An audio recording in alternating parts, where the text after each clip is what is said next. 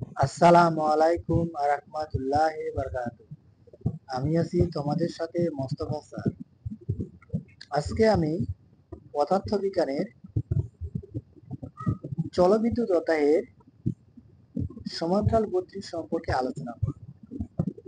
কিভাবে তোমরা সমান্তরাল বর্তনী বের করতে পারবে এবং কিভাবে চিনবে সেই সম্পর্কে আজকে আমি আলোচনা করব।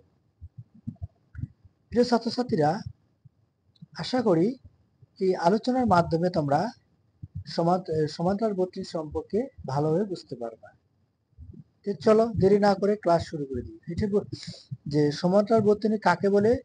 যে বর্তনীতে তড়িৎ উপকরণগুলো এমনভাবে সাজানো থাকে যে প্রত্যেকটির এক প্রান্তগুলো একটি সাধারণ বিন্দুতে এবং অপর প্রান্তগুলো অন্য একটি সাধারণ বিন্দুতে সংযুক্ত থাকে, তাকে সমান্তরাল বর্তনী বলে। চিত্রের মাধ্যমে আমরা আরো ভালোভাবে বুঝতে পারবো। প্রিয় ছাত্রছাত্রীরা, ধরলাম এটা একটা এক বিন্দু, মানে একটা সাধারণ এক প্রান্ত ধরলাম এটা এ প্রান্ত। তো এটা একটা বক্স দিলাম আমি, অর্থাৎ একটা সার্কিট আঁকবো। এটা দিলাম প্লাস, এটা দিলাম মাইনাস।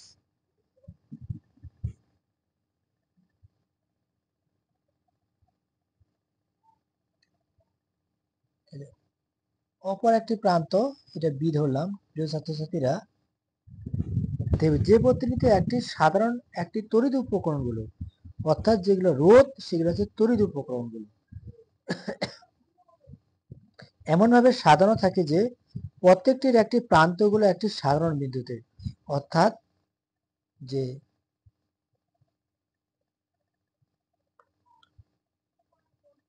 এই দেখো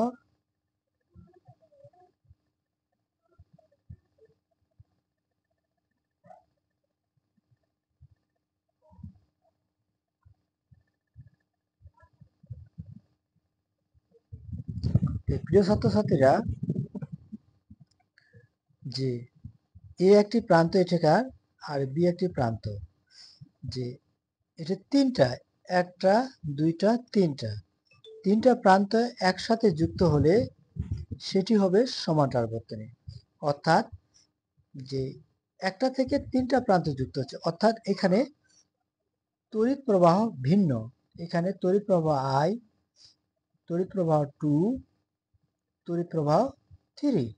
বোঝা যাচ্ছে যে এখান থেকে তড়িৎ প্রবাহ যাচ্ছে, এখানে তড়িৎ প্রবাহ বিভক্ত হয়ে যাচ্ছে, কারণ এই সার্কিটে তড়িৎ প্রবাহ আই পরিমাণ যাচ্ছে, এই সার্কিটে তড়িৎ প্রবাহ I2 পরিমাণে যাচ্ছে, এই সার্কিটের তড়িৎ প্রবাহ আই পরিমাণে যাচ্ছে।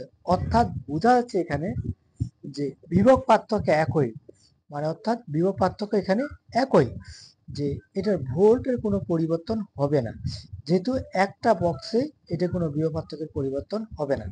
কারণ আমি ধরে মনে মনে চিন্তা করলাম এটা আমার ফ্যানের সুইচ, এটা ধরলাম বাতির সুইচ, এটা হচ্ছে টেলিভিশন সুইচ, কিন্তু এখানে আমি যদি ফ্যান দিই তাহলে ফ্যানও চলবে সমভাবে, একই ভোল্টেজে চলবে। এবং এটা যদি আমি টিভি দিই, টিভি একই ভোল্টে চলবে। এটা যদি আমি ফ্যান দিই সেটা একই ভোল্টে চলবে। সেই ক্ষেত্রে বোঝা যাচ্ছে এখানে কোনো বিভব পার্থক্যের পরিবর্তন হচ্ছে না, শুধুমাত্র তড়িৎ প্রবাহের পরিবর্তন হচ্ছে। এখানে আই পরিমাণ তড়িৎ যাচ্ছে, কারণ আমি যদি এখানে এই ফ্যানটা বাতিটা জ্বালাই তাহলে সেক্ষেত্রে আমি এই দুইটা অফ রাখলাম, কিন্তু এখানে তড়িৎ প্রবাহ সঞ্চালন হচ্ছে, কিন্তু আমি সেটা অফ রাখলাম, যে এখানে অলরেডি তড়িৎ প্রবাহ সঞ্চিত হচ্ছে, তড়িৎ প্রবাহ চলতেছে, সেই জন্য এটা তড়িৎ প্রবাহ ভিন্ন হচ্ছে আর বিভব পার্থক্য একই হচ্ছে। প্রিয় ছাত্রছাত্রীরা, তোমরা বুঝতে পারছো যে আমি আরেকটি চিত্র মাধ্যমে সহজে, যে এটার এক প্রান্ত, মানে একটা যে উপকূল এক প্রান্ত একটি সাধারণ প্রান্ত, যে অপর একটি সরি যে এটা একটা সাধারণ রোধ, মানে অর্থাৎ এই বর্তনীর সাথে আরেকটি বর্তনী যুক্ত হচ্ছে। তাহলে আমরা যদি এভাবে দিই প্রিয় ছাত্রছাত্রীরা, এই যে হয়ে গেল, এই যে তাহলে সেই ক্ষেত্রে আমার প্রান্ত কিন্তু একটাই, একটি সাধারণ বিন্দুতে অপর একটি সাধারণ বিন্দুতে। এই সাধারণ বিন্দুতে আমাদের রোধগুলো যুক্ত করলাম একটি সার্কিট দ্বারা। তাহলে প্রিয় ছাত্রছাত্রীরা, তোমরা বুঝতে পারছো এখানে তড়িৎ প্রবাহ একই কিন্তু বিভব পার্থক্য, তড়িৎ প্রবাহ ভিন্ন কিন্তু বিভব পার্থক্য একই। তাহলে এটা ধরলাম এ প্রান্ত, এটা ধরলাম বি প্রান্ত। এটা রোধ R1, তড়িৎ প্রবাহ পরিমাণ I1, রোধ I2, তড়িৎ প্রবাহ I2, রোধ 3, তড়িৎ প্রবাহ I3। তাহলে আমরা খুব সহজে এই তড়িৎ প্রবাহ করতে পারবো প্রিয় ছাত্রছাত্রীরা। তাহলে আশা করি এবার শ্রেণী ভর্তির সমস্যা ভর্তি আমরা কিভাবে করব, যেহেতু এখানে তড়িৎ প্রবাহ ভিন্ন, সেক্ষেত্রে আমরা করতে পারি যে I সমান I1 প্লাস I2 I3, যে কয় নং সমীকরণ, এটা 1 নং সমীকরণ দিলাম। বিভব পার্থক্য একই, তাহলে VA মাইনাস VB, সূত্র হচ্ছে I1 R1, কারণ আমরা অলরেডি জানি যে I সমান কি V ডিভাইডেড R, তাহলে V সমান কি IR, বিভব পার্থক্য, যেহেতু বিভব পার্থক্য একই, তাহলে আবার VA মাইনাস VB, তাহলে I2 R2, VA minus VB I3 R3।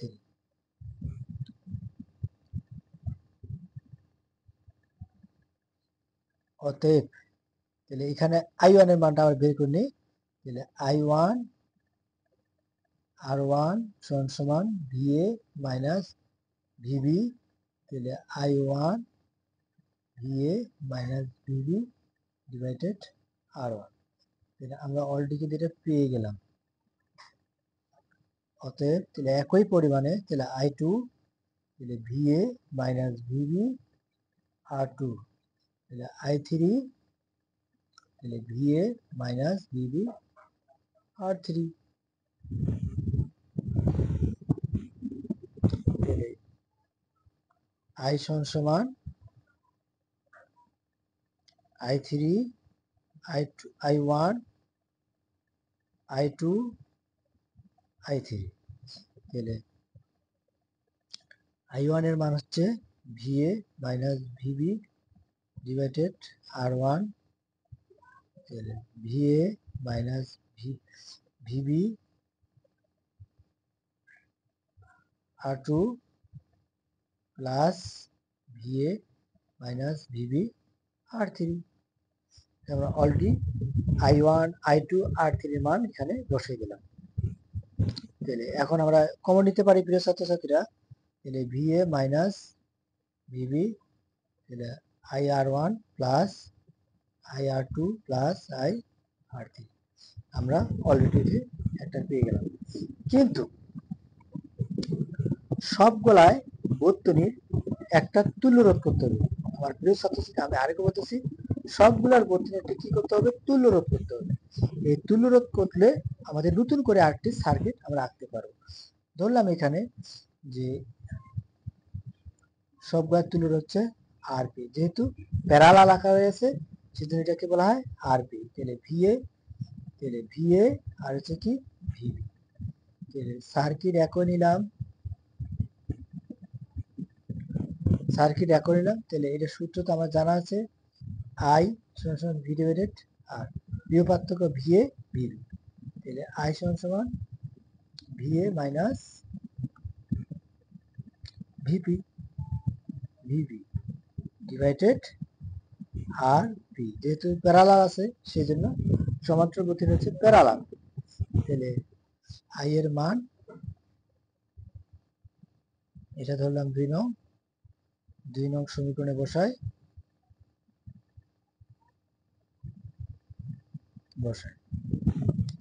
তাহলে আই এর মান কয় নং সমীকরণে বসাবো, 2 নং সমীকরণে। ছাত্রছাত্রীরা কয় নং সমীকরণে, 2 নং সমীকরণে।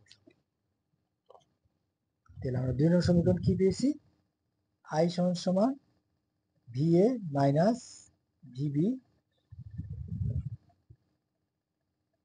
ब्रैकेट है R1 R2 प्लस R3 তাহলে I এর মান আমরা পেয়েছি কি VA minus VB divided RP তাহলে VA minus VP divided R1 plus R2 plus 1 divided R3 তাহলে উভয় দিকে বিভব পার্থক্যের মান কাটা 1 ডিভাইডেড RP তাহলে 1 divided R1 plus R2 plus 1 divided R3 তাহলে আমরা প্যারালালের সূত্রটা পেয়ে গেলাম, মানে সমান্তরাল বর্তনীর সূত্রটা পেয়ে গেলাম। তাহলে ইচ্ছা করলে তোমরা এখানে 3-4টা বর্তনী বা 3-4টা সার্কিটও রাখতে পারো, যে সেই হিসাবে তোমাদের আমি বুঝিয়ে দিলাম। যদি বলে অসংখ্য ক্ষেত্রে হয় তাহলে আমরা সূত্রটা কি লিখবো 1 ডিভাইডেড RP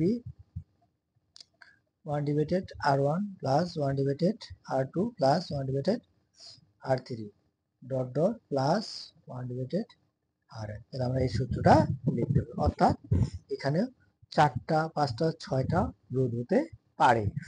যে 5-6টা রোধ হলে সেক্ষেত্রে আমরা এইভাবে আগাতে পারবো। প্রিয় ছাত্রছাত্রীরা, একটি চিত্রের মাধ্যমে আমরা আরো সহজভাবে তোমাদেরকে বুঝাই দেব যে প্যারালাল এবং সিরিজ বর্তনী কিভাবে একত্রে করে তার তুল্যরোধ করা যায়। ধরে নিলাম যে এটা একটা সার্কিট দিলাম আমরা,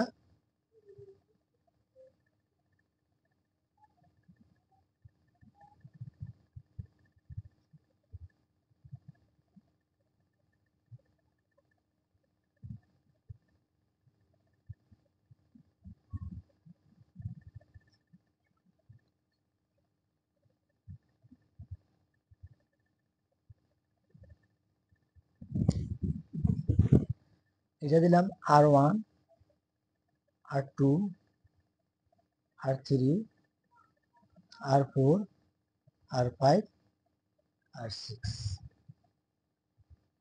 তাহলে প্রিয় ছাত্রছাত্রীরা, অলরেডি কিন্তু আমরা 6টা রোধ দিয়ে দিছি। তাহলে বোঝা যাচ্ছে যে এটার একটা প্রান্ত, এটার একটা প্রান্ত, অর্থাৎ যে কোষের এক প্রান্ত সার্কিটের রোধের এক প্রান্ত যুক্ত করছি। যুক্ত করার পর তাহলে বর্তনীর এই একটা প্রান্ত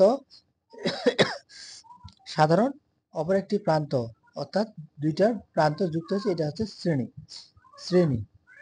আমি আগামীতে বুঝিয়েছিলাম এটা হচ্ছে শ্রেণী।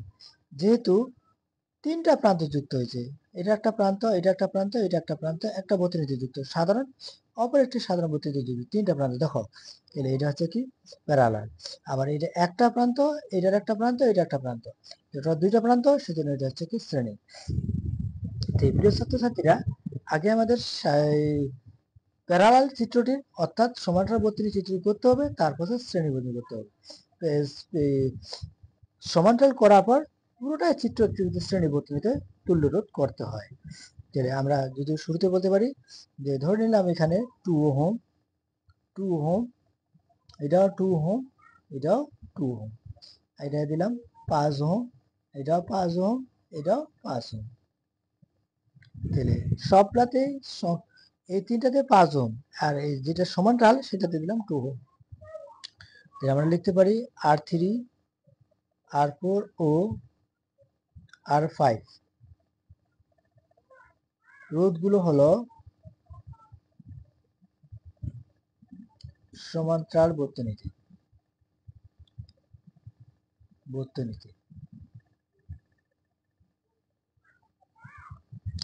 তাহলে সমান্তরাল বর্তনী আমরা সূত্র জানি, কিছুক্ষণ আগে আমরা পেয়ে গেলাম যে 1 ডিভাইডেড আরপি 1 ডিভাইডেড, তাহলে আমরা কোন করতেছি এখানে, যেহেতু আমরা এখানে 3 করতেছি সেজন্য 1 divided R3 plus divided 1 divided 4 plus 1 divided R5।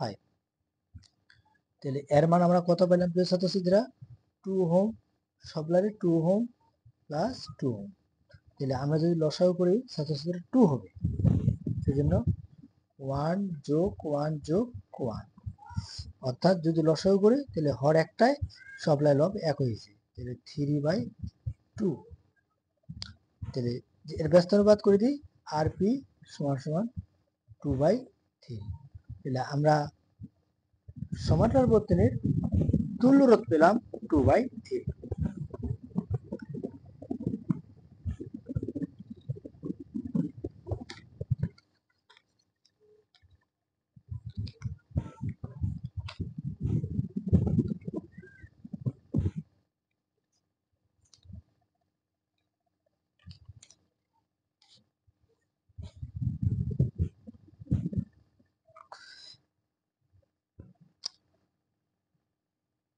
এবার যেহেতু আমার অলরেডি এখানে কি এই রোধের মানটা আমরা অর্থাৎ এই প্যারালালটা মানটা পেয়ে গেছি, তাহলে আমরা যদি আমি আগে বলছিলাম যে এই রোধটা তুল্য রোধ মানে একটা বর্তনী, একটা কি হচ্ছে বর্তনী। তাহলে প্রিয় ছাত্রছাত্রীরা আমাদের এখন চিত্রটি হবে এই চিত্র তুল্য রোধের চিত্র অনুসারে আমাদের চিত্র হবে যে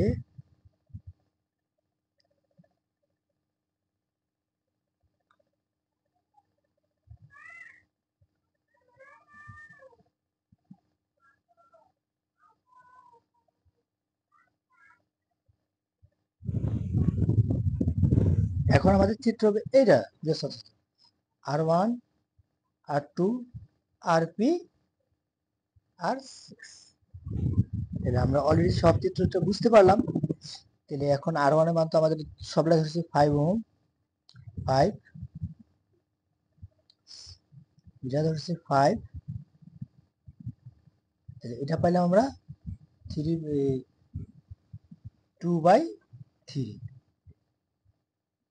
ওহম। আমরা অলরেডি পেয়ে গেলাম প্রিয় ছাত্রছাত্রীরা।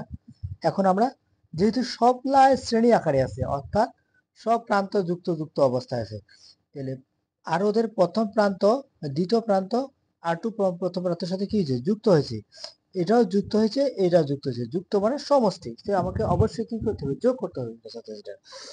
তাহলে RP তুল্য রোধ RS সমান যে R1 প্লাস R2, যেহেতু এটা আমরা RP তাহলে RP এবং R6 পেয়েছি, তাহলে 5 5 2/3 যোগ 5।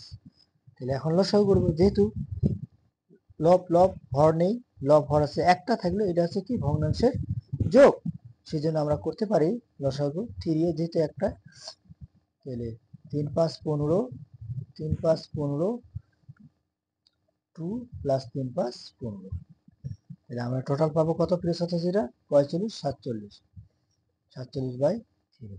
আমরা অলরেডি গোটায় সার্কিটের অর্থাৎ বর্তনীটির আমরা তুল্য রোধ পেয়ে গেলাম 47/3, অর্থাৎ এটা হচ্ছে মোট তুল্য রোধ, মোট তুল্য রোধ। প্রিয় ছাত্রছাত্রীরা আশা করি তোমরা বুঝতে পারছো যে একটা বর্তনীর সার্কিটে কিভাবে তুল্য রোধ ও শ্রেণী করতে হয়। যে পরবর্তী ভিডিওতে আমি তোমাদের জন্য আরো সুন্দর সুন্দর অঙ্কগুলা ভালোভাবে বুঝে দেওয়ার চেষ্টা করব, আশা করি তোমরা ভালোভাবে বুঝতে পারবে। যে শেষে আরেকটা কথা বলতেছি যে